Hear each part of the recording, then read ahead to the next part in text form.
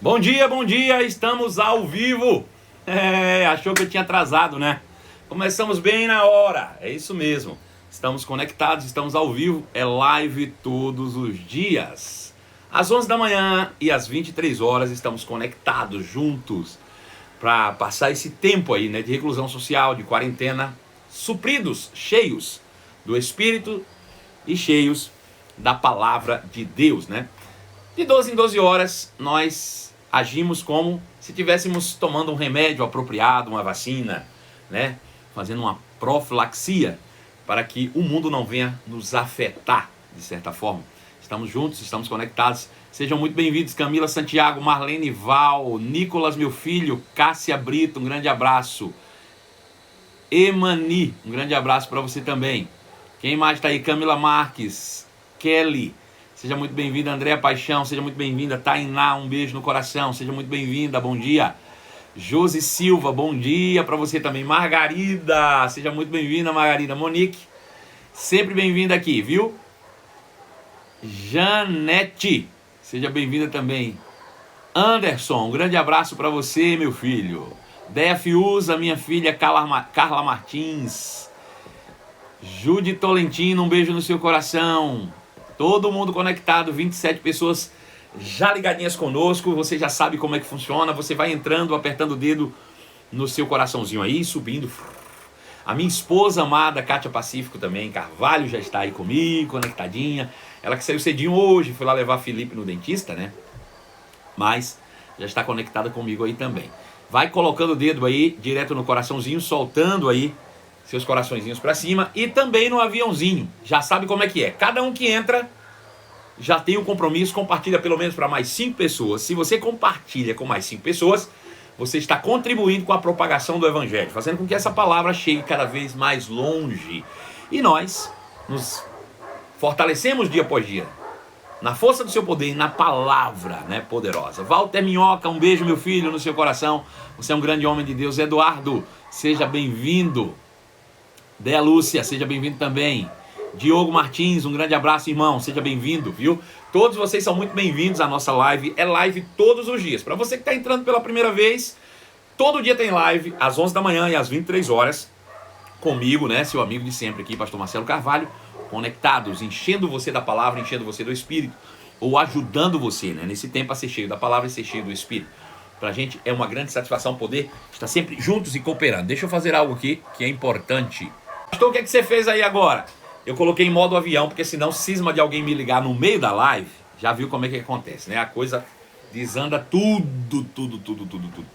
Gente, tá quase chegando lá, quase em 50 pessoas. Se você apertar o dedo no coraçãozinho, soltar os coraçõezinhos mais uma vez aí e compartilhar para mais 5 pessoas, rapidinho a gente vai chegar a 50 pessoas e a gente já começa o nosso conteúdo exclusivo. Pronto, chegamos a 50 e agora eu tenho meu compromisso firmado com você de levar você ao conhecimento da palavra de Deus. Anderson Laigner fez uma live poderosa hoje sobre os inimigos da fé.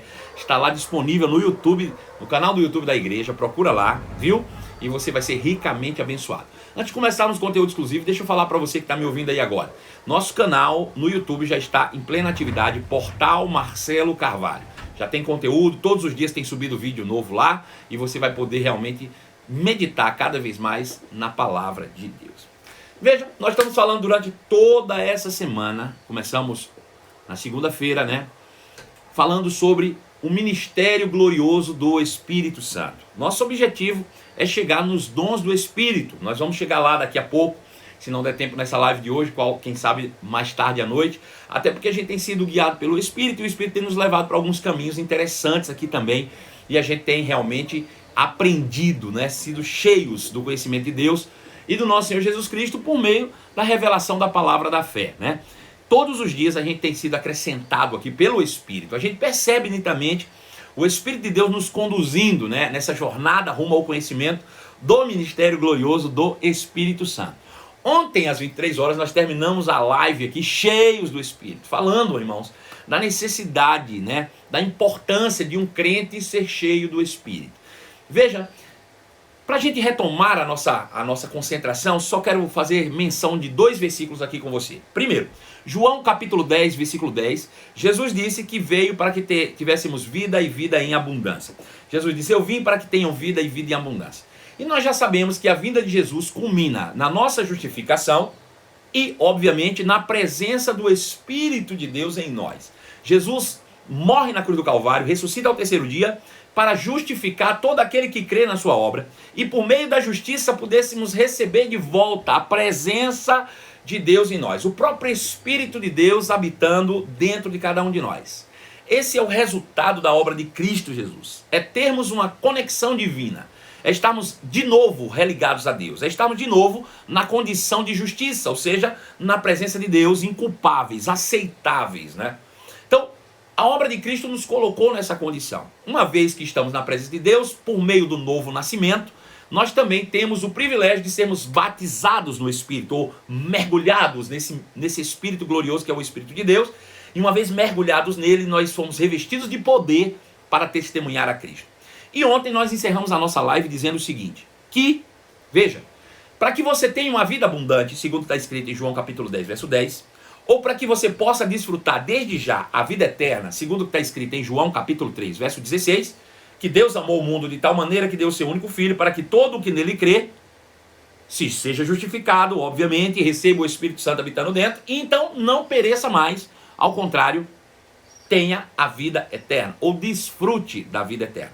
Então veja, para a gente ter uma vida abundante, ou desfrutar da vida eterna, é importante nós estarmos firmados sobre as 2 obras do Espírito.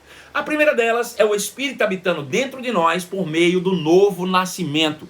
Aquele que nasceu de novo se torna a habitação do Altíssimo. Ele passa a ter o Espírito Santo habitando dentro dele.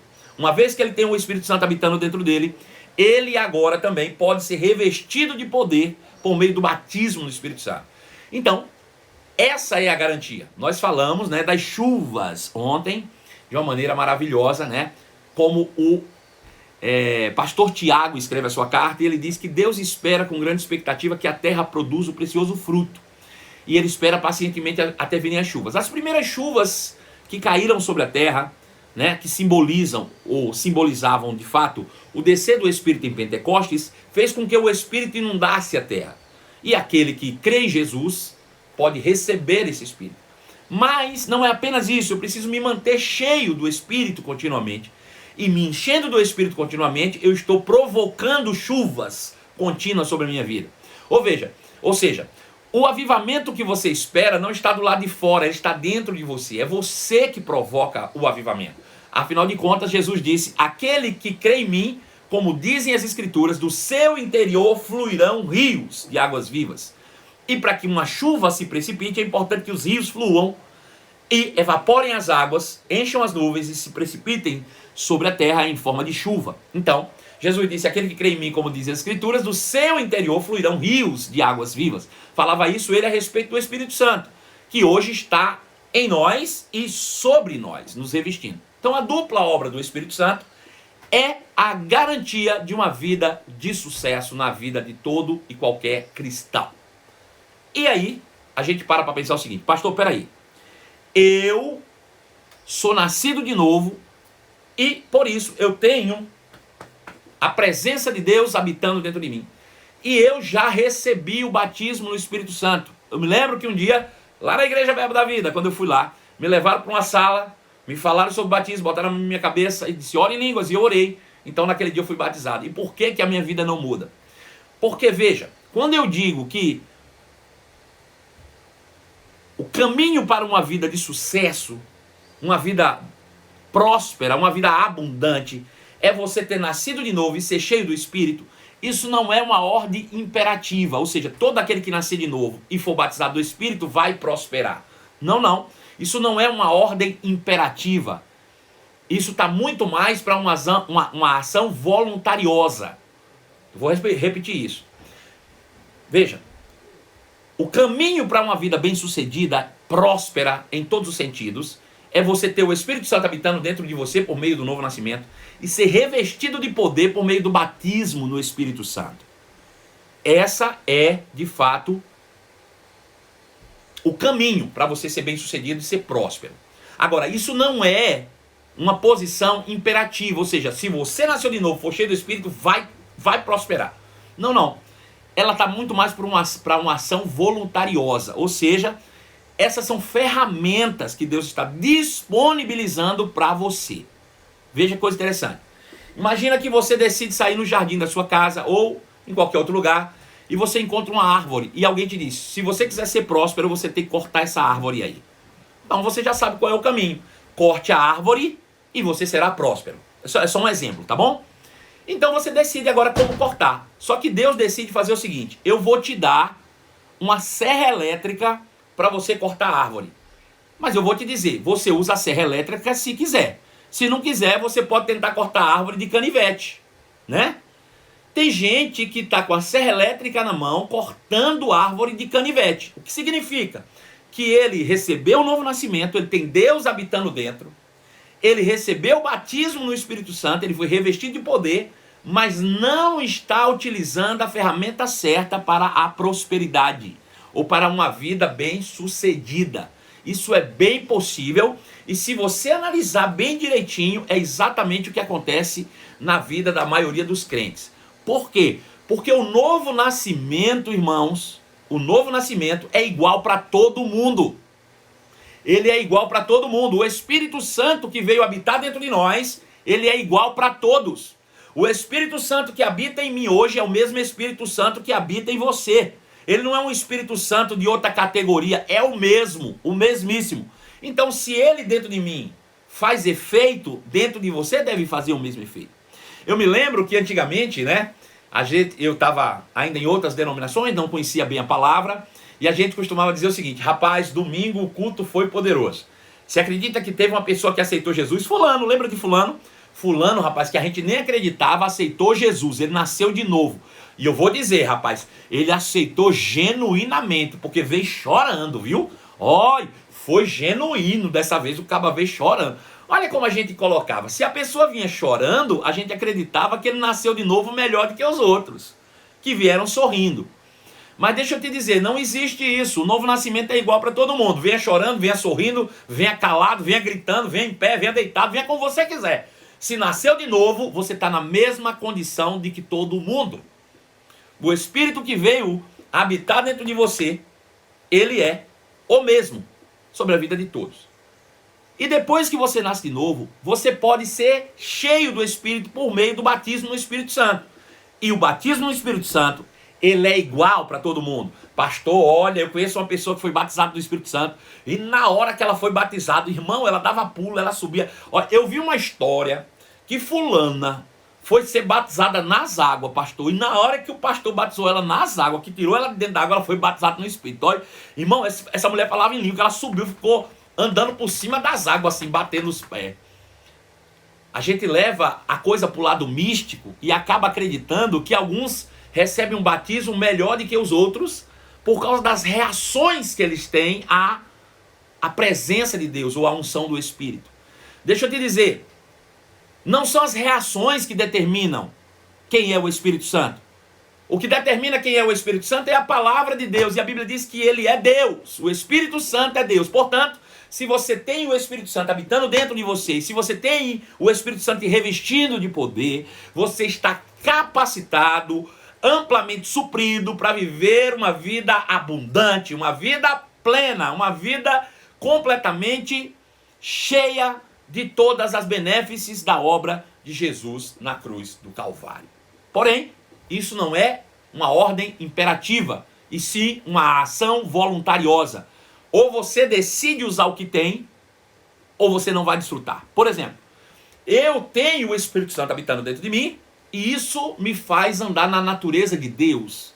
O Espírito Santo dentro de mim, ele é responsável pela minha manifestação dos frutos do Espírito. É ele que vai me ajudar a produzir os frutos do Espírito. Não é o Espírito Santo que produz os frutos, sou eu, Marcelo, mas é por meio do Espírito habitando dentro de mim, da minha natureza divina que eu carrego dentro de mim, que me ajuda a andar no Espírito, ou me ajuda a manifestar os frutos do Espírito.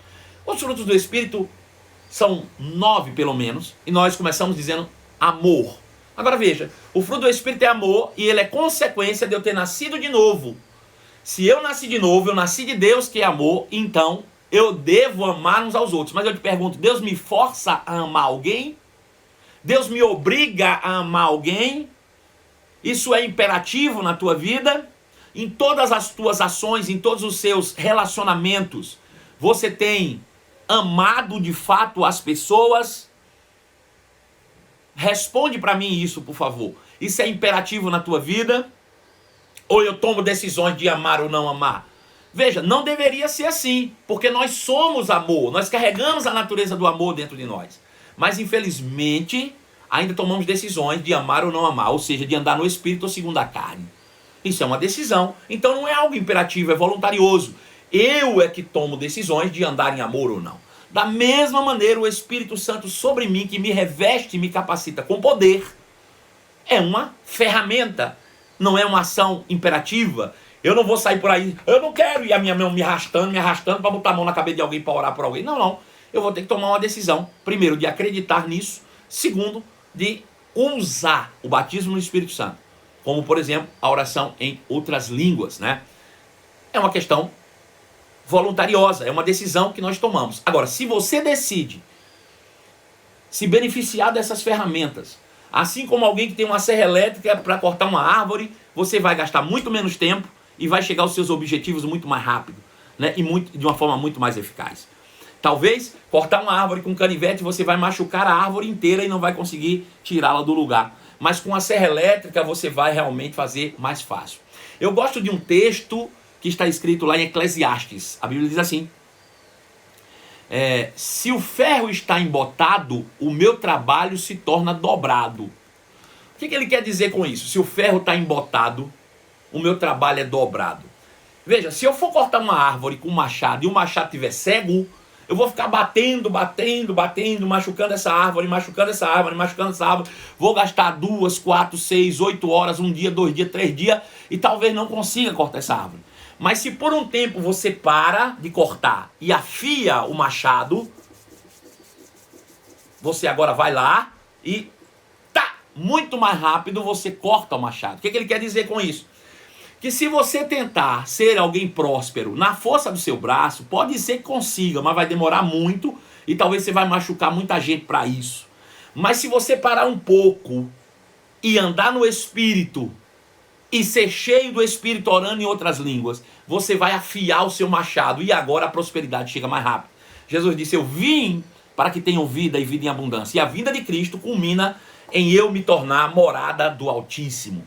A vinda de Jesus, o seu sacrifício, ele tem no ápice em eu me tornar a habitação de Deus Todo-Poderoso. Uma vez que eu me tornar a habitação do Deus Todo-Poderoso, irmãos, agora não existe mais impossível para aquele que crê. Né? O Deus do impossível habita dentro de mim e se tornou um em carne comigo. A Bíblia diz que aquele que se une ao Senhor se torna um só espírito com Ele. Veja, rapaz, quando o homem casa com a mulher, a Bíblia diz que eles se tornam uma só carne, mas quando você nasce de novo, você se torna um só espírito com Deus, um só espírito com Ele. Ou seja, quando você nasceu de novo e foi cheio do Espírito, você e Jesus agora são farinha do mesmo saco. Então o que dá para Jesus dá para você, o que dá para você dá para Jesus, não tem distinção, agora é tudo a mesma coisa. Então veja, qual é o segredo? Quem pode me dizer agora, para a gente fazer uma revisão rápida, que eu quero entrar num outro texto aqui. Qual é o segredo de uma vida plena? Qual é o segredo de uma vida próspera? Qual é o segredo de uma vida abundante? Quem pode me responder aí? Quem pode me responder, me responde. Qual é o segredo, segundo o que nós estamos aprendendo aqui? Fala comigo. Vou esperar a resposta, hein? Vamos lá. Esse momento é o momento da nossa nascer de novo e ser revestido de poder. Camila Santiago, direto de Maceió, Alagoas. Um beijo, Camilinha. Pastor, eu gostaria de saber se cristão protestante é uma... O quê? Gostaria de saber se cristão protestante é uma seita. Bom, posso responder depois. Ser cheio do Espírito, ou seja, nascer de novo, ser cheio do Espírito. Relacionar-se com o Espírito Santo. Está cheio do Espírito ou cheio da palavra, isso mesmo. Só a palavra sozinha sem o Espírito não vai funcionar não. Tem que ser a palavra e o Espírito junto, hein?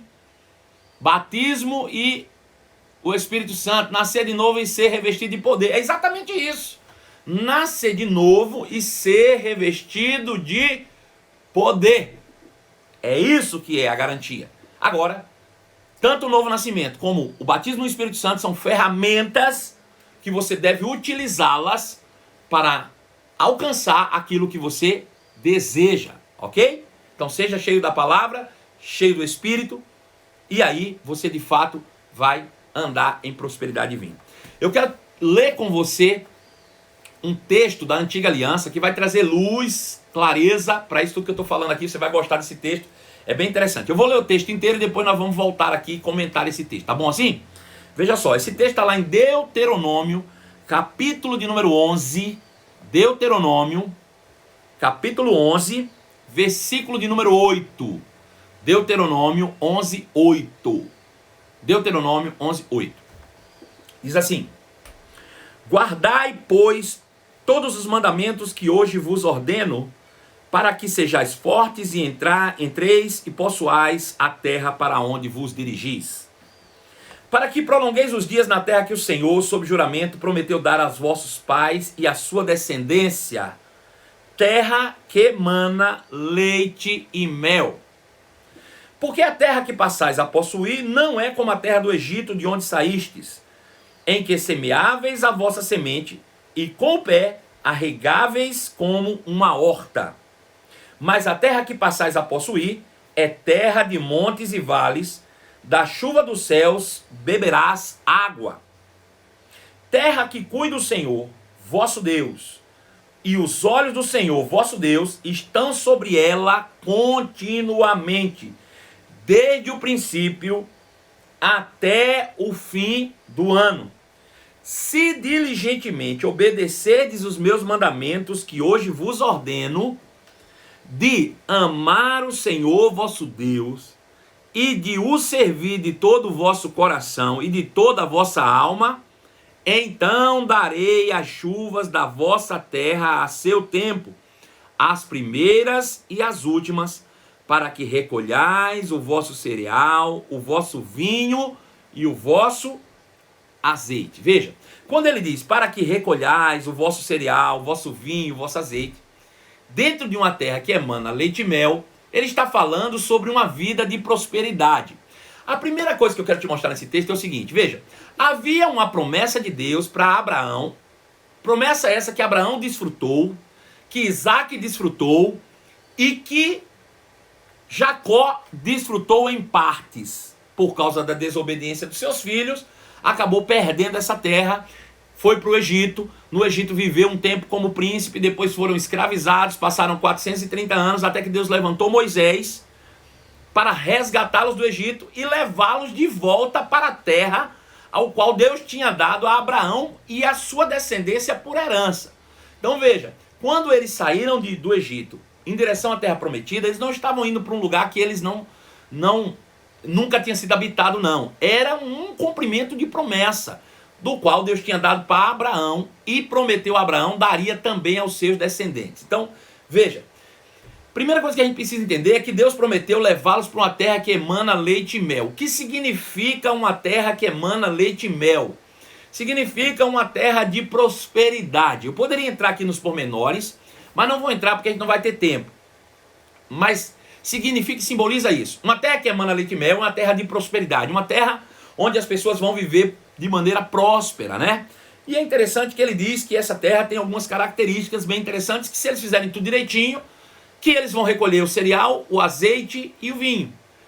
O azeite, o cereal e o vinho significa ter provisão em tudo e de todas as formas, né? O vinho servia para alegria, para diversão, servia para culinária. O azeite servia para medicina, para culinária, para tantas outras coisas. Ou seja, era uma vida abundante, né? Estar na terra prometida era sinônimo de se ter uma vida abundante. Agora veja, quando Moisés escreveu esse texto, eles estavam prestes a entrar na terra prometida. E Moisés, ele vai dar orientações ao povo de Israel sobre essa terra. E eu quero que você entenda bem isso. Veja, primeira coisa ele diz: guardai, pois, todos os mandamentos que hoje vos ordeno, para que estejais fortes, e entreis, e possuais a terra para onde vos dirigis. Para que prolongueis os dias na terra que o Senhor, quem deu foi o Senhor que deu a terra para eles. Não foram eles que conquistaram sozinhos, não foi na força do braço, foi o Senhor que sob juramento prometeu dar aos pais. E também a sua descendência, terra que emana leite e mel. Então veja, antes de esse povo aqui herdar essa terra, um dia Abraão também herdou essa terra. Por quê? Porque essa promessa foi feita para ele. Então Abraão também herdou uma terra que emana leite e mel. Quando nós olhamos para a história de Abraão, a Bíblia diz que Abraão estava lá na terra de Parã, que era um deserto, e Deus disse para ele: Abraão, sai da tua terra, da tua parentela, e vai para uma terra que eu te mostrarei. Deus deu a ele o que, irmão? Quem pode me responder? Deus falou com Abraão, ele deu o quê? Fala para mim aí, o que é que Deus deu para Abraão? Fala aí para mim, o que é que Deus deu para Abraão? Quem vai me responder primeiro? Palavra, perfeito. O que é que vem pelo ouvir e o ouvir pela palavra de Deus? O que é que gera em mim quando eu ouço e ouço a palavra de Deus? O que é que vem pelo ouvir e o ouvir pela palavra de Deus? Quem pode me responder agora? Vai lá. É a palavra. O que é que vem pelo ouvir e ouvir a palavra de Deus? Quem vai me responder agora? Fé. Isso mesmo, Gegé. Então veja, Deus deu a Abraão uma palavra, Abraão creu em Deus e aquilo lhe foi creditado como justiça.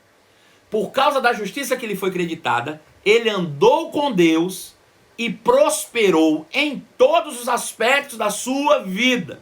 Abraão se tornou riquíssimo. E não foi pelo que ele fez, não.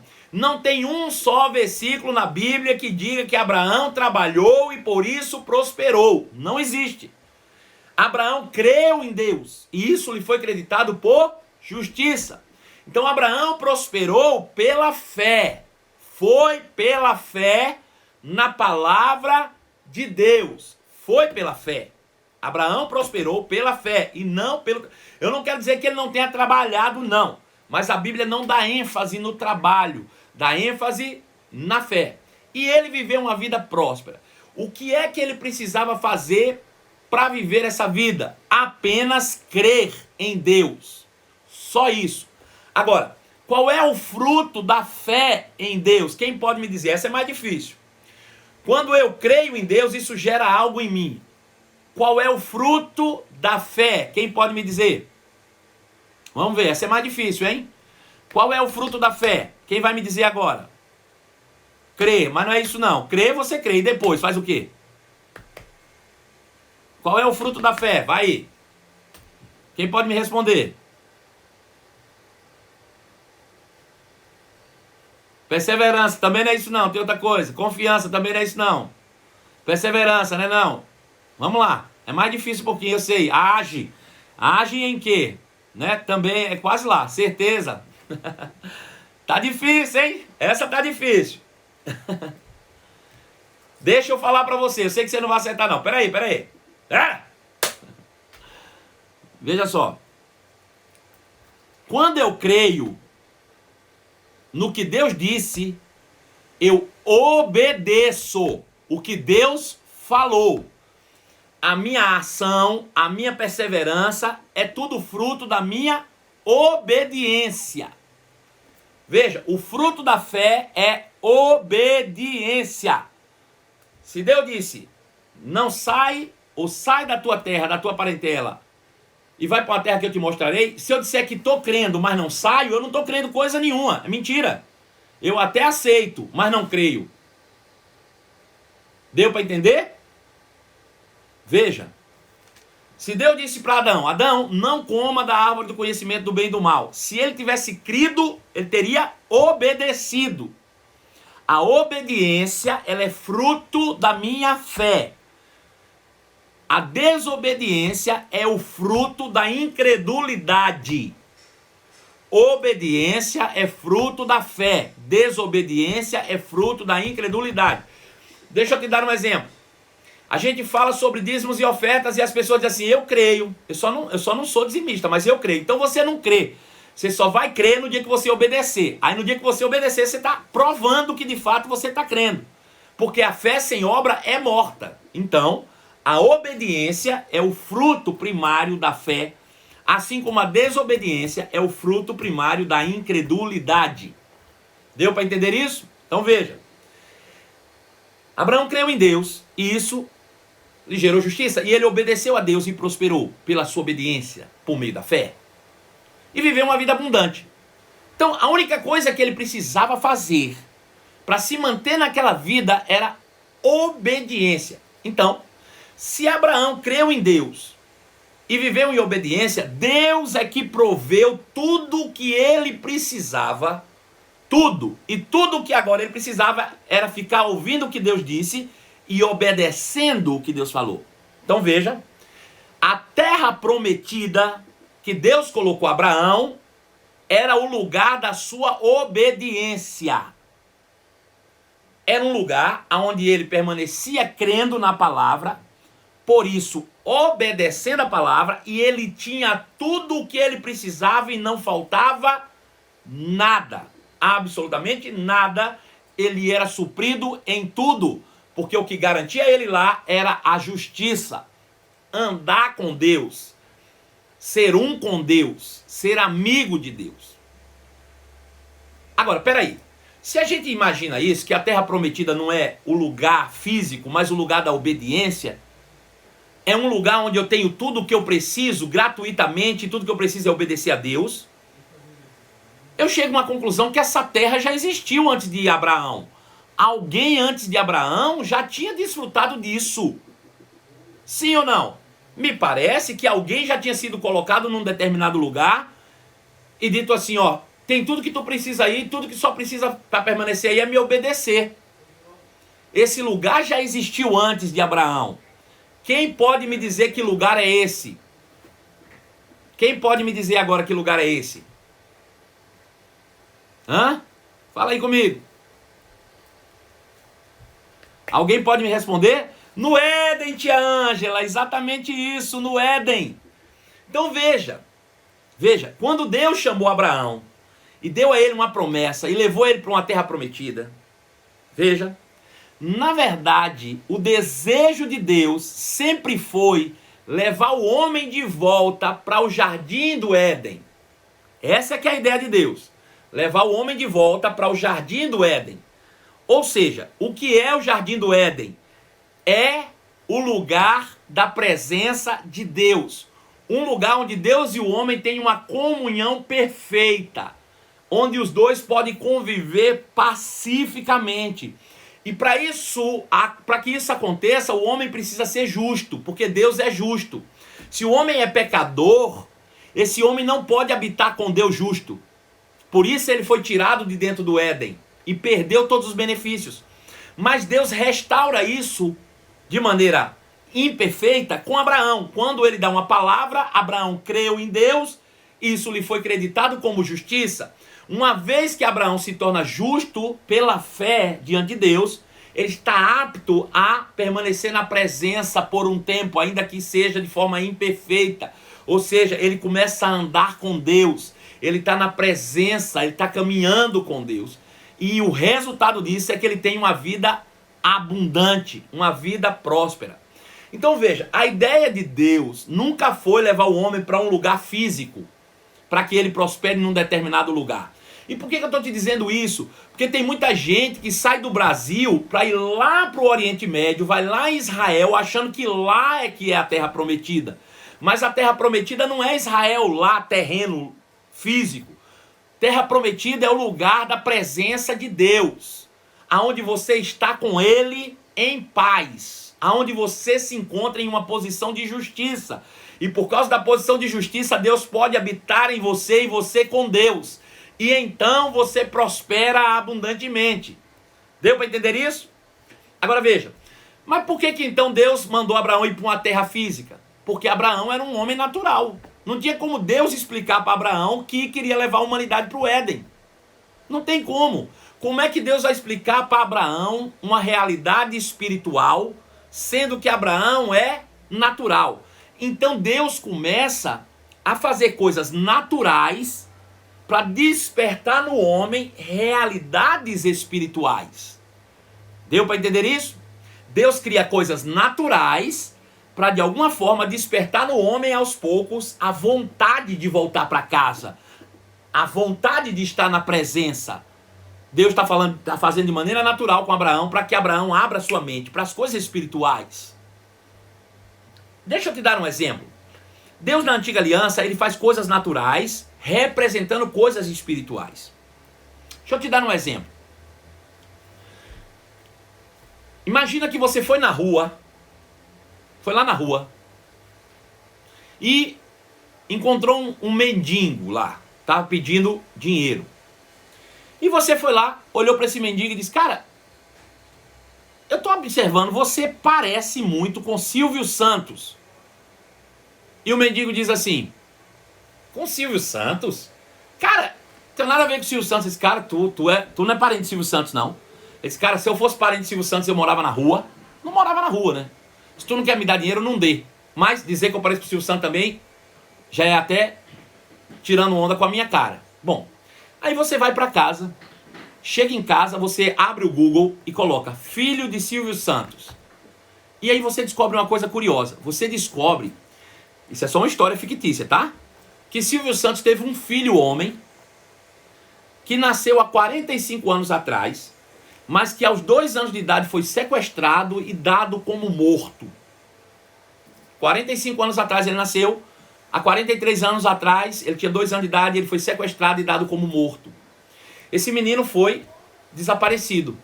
Quando você vê essa história, você diz: cara, é o cara. Só pode ser, porque ele tem essa idade mais ou menos.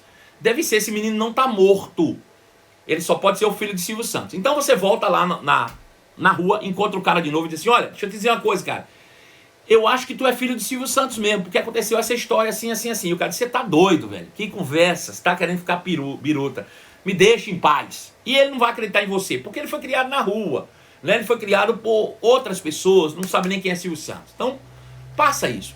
Mas você fica indignado com isso e vai na casa de Silvio Santos. E diz: Silvio Santos, é verdade que você teve um filho que foi sequestrado aos 2 anos e dado como morto? Ele disse: sim, é verdade. Ele disse: pois é, e se eu te disser que eu encontrei esse filho 45 anos depois? Ele disse: não, é impossível. Eu disse: não, é possível, tá aqui.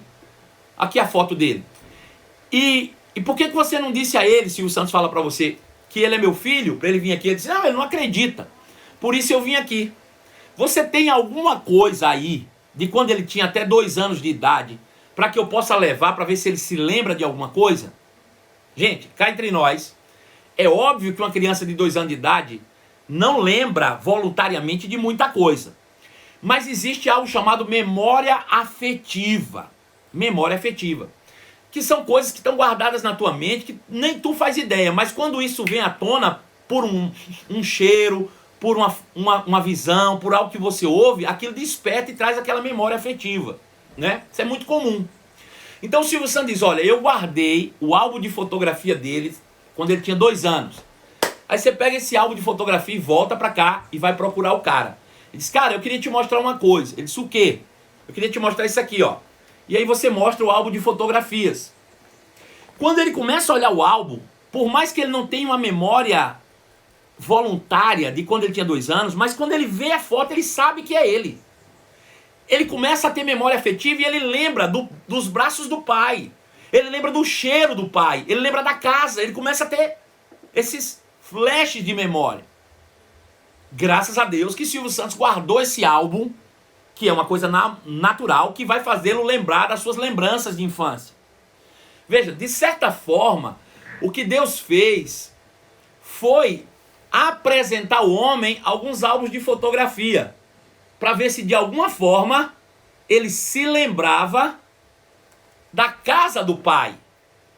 Quando Deus fala com Abraão: Abraão, eu vou te colocar numa terra que emana leite e mel. Era uma terra natural? Era. Mas a forma de vida ali, de certa forma, ia fazer o homem se lembrar do Éden, ou da presença de Deus, ou da presença do Pai. Ia impulsioná-lo a querer voltar para a presença de Deus, mesmo sendo algo natural, representando algo espiritual. Então veja, a ideia de Deus sempre foi levar o homem de volta para a sua presença, ou para o Éden. Agora, o homem era carnal, não tinha como ele saber. Então Deus começou a fazer coisas naturais, na expectativa do homem se lembrar das realidades espirituais que existem dentro dele. Então Deus fez isso com Abraão. Só que Abraão teve Isaac, Isaac teve Jacó e perderam essa terra. E então Deus está levando o povo de Israel de volta para lá. Agora veja. O povo de Israel tem que entrar na terra prometida. E nós já sabemos que essa terra prometida é uma simbologia do Éden, ou do lugar da presença de Deus. Então veja, a terra prometida é uma figura do Éden, ou uma figura da presença de Deus. Muitos crentes hoje estão na expectativa de um dia entrar na terra prometida. Mas eu vou te fazer uma pergunta. Você vai entrar na presença de Deus um dia? Ou você já está na presença de Deus um dia? Responde para mim. Você um dia vai entrar na presença de Deus ou você já está na presença de Deus? Responde para mim. Quem pode me responder?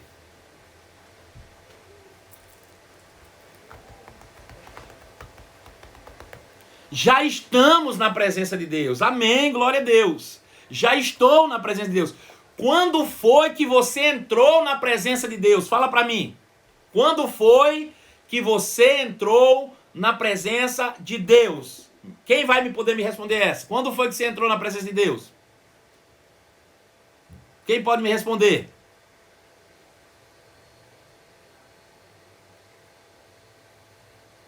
Aleluia, já pegaram. Glória a Deus. Quando nasci de novo, exatamente. O que é a nossa terra prometida? Nossa terra prometida é Jesus de Nazaré, irmão. Não é outro. Quando nós nascemos de novo por meio de Cristo, nós entramos na presença de Deus. Veja, quando eu nasci de novo, eu voltei para a terra prometida. Eu estou de volta na presença. Para isso, Jesus precisou primeiro me justificar. Quando eu fiquei justo, nasci de novo, entrei na presença e agora estou em Cristo. Aleluia! Diga, Jesus é minha terra prometida. É exatamente isso. Agora veja, essa história aqui da entrada na terra prometida é uma história natural, mas que diz respeito à tua vida espiritual. Veja, se ele está dando aqui mandamentos de como proceder na terra prometida, ele certamente está me dando mandamentos espirituais de como eu proceder hoje em Cristo. Deu para entender isso? Aleluia! Nossa terra prometida é Cristo. Eu não vou entrar na terra prometida, eu já entrei. Quando eu entrei em Cristo, eu estou na terra prometida. Na terra que emana leite e mel. Aleluia! Louvado seja o nome de Jesus. Pegaram isso? Agora vamos adiantar aqui, senão não vai dar tempo. Veja, eu vou ler o texto agora e você vai trazer esse texto com a memória de que a terra prometida é Cristo, tá bom? Fica ligado nisso. Ele diz, guardai, pois, todos os mandamentos que hoje vos ordeno, para que sejais fortes e entreis e possuais a terra para onde vos dirigir, que é Cristo. Para que prolongueis os dias na terra que o Senhor, sob juramento, prometeu dar aos vossos pais e à sua descendência, terra que emana leite e mel. A terra que emana leite e mel é Cristo. Aleluia. Porque a terra que passais a possuir, que é Cristo, não é como a terra do Egito. Espera aí. Se Cristo é a terra prometida, o que é o Egito? Quem pode me responder agora? Porque ele diz que a terra prometida da qual eu vou tomar posse, ou que eu tomei posse, não é como a terra do Egito de onde eu saí. Se a terra prometida é Cristo, o que é o Egito? Quem pode me responder agora? Aleluia! Quem pode me trazer agora? O mundo! Glória a Deus, exatamente. Veja, é o mundo, o mundo. Se a terra prometida é Cristo, o Egito é o mundo. Faraó é o diabo. É exatamente isso que a Bíblia está mostrando aqui. Agora ele diz, olha, porque a terra que passais a possuir, que é Cristo, não é como a terra do Egito, não é como o mundo, de onde vocês saíram, em que semeavas a vossa semente e com o pé regavam com a horta.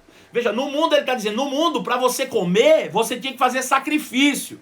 No mundo, se você quisesse comer, ia ter que regar e fazer com o pé fazer horta e regar com os pés. O que simboliza isso? Simboliza a lei. No mundo é eu trabalhando para poder comer, porque não tem água no Egito. No Egito não tem água. Se eu quiser realmente produzir, eu vou ter que me esforçar. Ó. Isso é lei, isso é obras. Lá no Egito, no mundo, é pelas obras. Ele diz, mas aqui em Cristo é diferente. Por quê? Ele diz, porque a terra que passais a possuir, que é Cristo, é terra de montes e vales, que da chuva do céu beberás a água. Ou seja, a minha prosperidade não vem de fazer horta com o pé. A minha prosperidade vem das chuvas que desce do céu. E quem manda a chuva é Deus. Aleluia! Se você saiu do Egito, você largou mão de fazer sacrifícios e agora espera a chuva do céu. Aleluia! Louvado seja o nome de Jesus. Deu para entender isso? Terra de que cuida o Senhor, vosso Deus, e os olhos do Senhor, vosso Deus, estão sobre ela continuamente, desde o princípio até o fim do ano. Os olhos do Senhor estão sobre a terra que é Cristo. Sabe por quê, irmãos, que às vezes você erra e você não é fulminado? Porque os olhos do Senhor não estão sobre você, estão sobre Cristo. Aleluia! Por que eu prospero mesmo quando eu erro? Porque os olhos do Senhor não estão sobre você, estão sobre a terra que é Cristo. Tudo é sobre Cristo. Você foi abençoado com toda sorte de bênçãos em Cristo. Foi Cristo que foi abençoado. Os olhos do Senhor estão sobre Cristo e não sobre você. O que você recebe hoje não depende do que você é, depende do que Cristo é. Eu não vivo a vida que eu mereço, eu vivo a vida que Jesus merece. Eu não tenho a saúde que eu mereço, eu tenho a saúde que Jesus merece. Por quê? Porque os olhos do Senhor estão sobre Cristo e não sobre mim. Aleluia, louvado seja o nome de Jesus. Deu para entender isso? Os olhos do Senhor estão sobre a terra, continuamente desde o princípio até o fim do ano. Versículo 13 diz, apareceu um se aqui, se é condição. Veja, eu estou na terra prometida, que é Cristo, só que eu entrar nessa terra, foi por meu merecimento ou foi um cumprimento da promessa de Deus? Fala comigo. Estar em Cristo hoje, estar na terra prometida, que é Cristo, foi por meus méritos ou foi apenas o cumprimento de uma promessa de Deus? Quem pode me responder?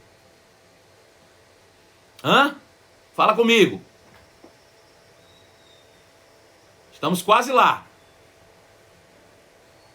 Foi uma promessa. Foi cumprimento da promessa. Foi pela fé, meu irmão. Foi a fé na promessa de Deus que me colocou em Cristo. Não teve mérito meu. Nenhum mérito meu. Nenhum mesmo. Absolutamente. Foi de fato resultado do cumprimento de uma promessa de Deus. Então não teve mérito nisso. Agora, ele diz, porém, se. Agora tem uma condição. Você está lá na terra prometida. Tem uma condição. Se diligentemente obedecerdes a meus mandamentos, que hoje vos ordeno. Quais são os mandamentos? Ele diz, de amar o Senhor. Ele está falando da lei, ele está dizendo, se você obedecer o que eu vou te dizer agora, que é amar o Senhor vosso Deus e o servir de todo o vosso coração e de toda a vossa alma, eu vos garanto a chuva sobre a tua terra na justa medida para que você prospere. Veja que coisa interessante. Entrar na terra que é Cristo foi cumprimento de uma promessa. Mas para que essa terra seja produtiva, ela precisa receber chuva. E para que a chuva esteja continuamente sobre a terra, eu preciso amar a Deus e servir a Deus de todo o coração. Servir é adorar. Servir é honrar ao Senhor. Espera aí. Se a terra prometida é Cristo, o que são as chuvas então? O que são as chuvas então? Porque as chuvas são decorrentes da minha obediência ao amor. Eu pergunto, o que são as chuvas então? Se é o resultado da minha obediência ao amor. O que são as chuvas? Quem pode me dizer? A chuva é o quê? Quem pode me responder? O que são as chuvas? Bênçãos? Não. Não, é outra coisa. Chuva do Espírito. Isso. Veja, qual é a condição dessa terra ser uma terra que emana leite e mel? É eu estar nela e a chuva está continuamente sobre ela. Veja, espiritualmente, qual é a condição de eu ser próspero? É eu estar em Cristo e viver cheio do Espírito. É a mesma coisa que nós aprendemos ontem. Veja, se eu estiver em Cristo, na terra prometida, e eu andar em amor, em obediência a Deus, eu estarei cheio do Espírito. E se eu estiver em Cristo e cheio do Espírito, eu vivo uma vida de prosperidade. Aleluia. Agora deixa eu te perguntar uma coisa. Nós temos 8 minutos aí para terminar. Veja. E se eu estiver na terra prometida, que é aqui, e não obedecer a Deus, não amar e não servir, ou seja, a chuva não cairá sobre a terra, mesmo sendo uma terra boa. E o que é que acontece com a terra produtiva que não tem chuva? O que é que ela vira? Uma terra produtiva, Mesquita, você está aí, tenta me ajudar. Uma terra que é produtiva, mas não chove, ela fica o quê? Uma terra... Fala comigo. Quem vai me responder? Terra seca. Isso. Que não recebe chuva, fica o quê? Diga deserto. Vira deserto. Uma terra prometida, onde não tem chuva, fica desértica, seca. Vocês se lembram quando o povo estava no deserto? Quando eles estavam no deserto, lhes faltava alguma coisa? Não, Deus supria eles. Mas eles só tinham o suficiente para o dia. Eles comiam só o suficiente para aquele dia.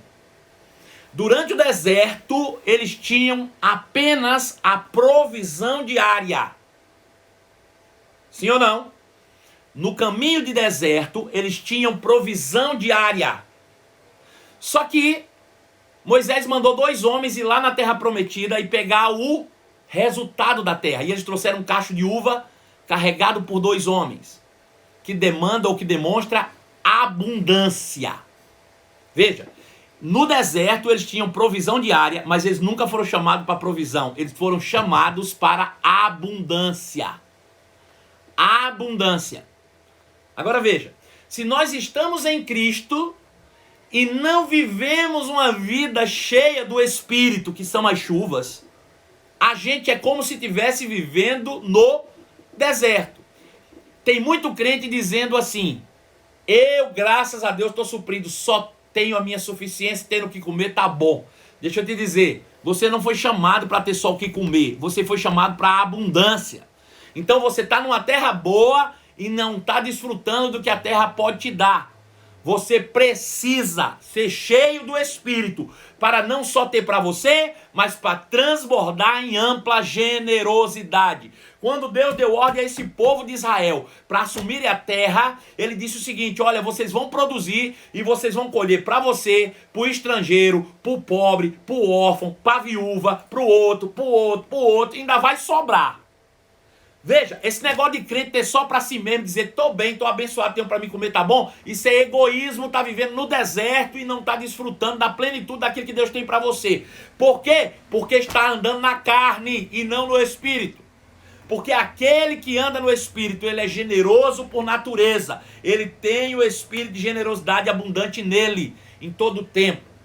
Então veja, ele diz, se você amar ao Senhor de todo o seu coração e o servir, ou seja, amar ao Senhor, o Espírito dentro, o servir, adorar, o Espírito sobre, chuvas cairão sobre você.